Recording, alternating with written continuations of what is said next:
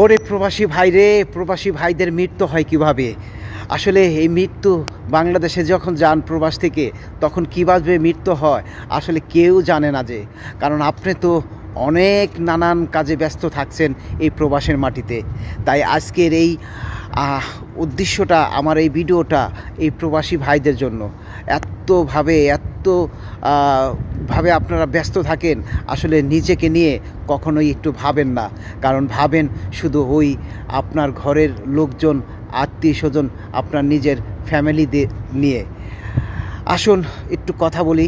আজকে কয়েকটা কথা বলবো আমার প্রবাসী ভাইদের জন্য।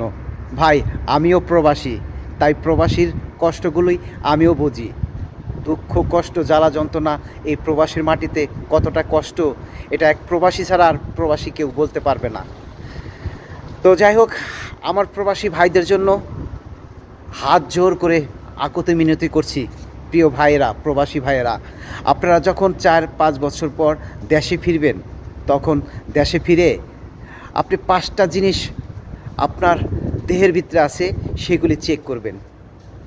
প্রথমত আপনার রক্ত চেক করবেন, আপনার লিভার ঠিক আছে কিনা চেক করবেন, আপনার কিডনি ঠিক আছে কিনা সেটাও চেক করবেন। আর মানুষের ভিতরে অনেক পদের, এই প্রবাসে যারা থাকে তাদের ভিতরে রোগ অভাব পড়ে না।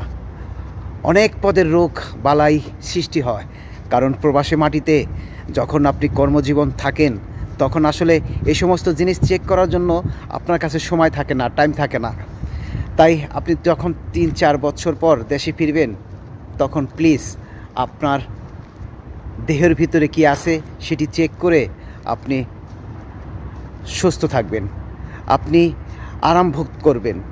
তাই বলতেছি, প্রত্যেকটা মানুষেরই, প্রবাসী ভাইদের নিজের দেহটাকে ভিতরে ভালো আছে কি না সেটা চেক করার জন্য।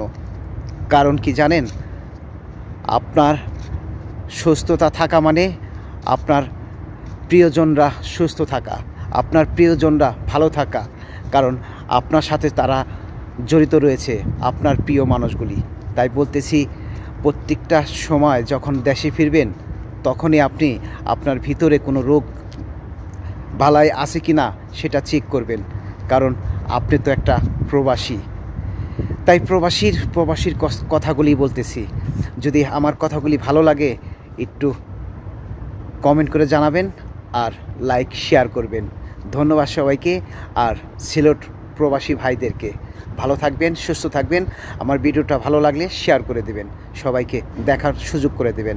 ধন্যবাদ। আসসালামু আলাইকুম।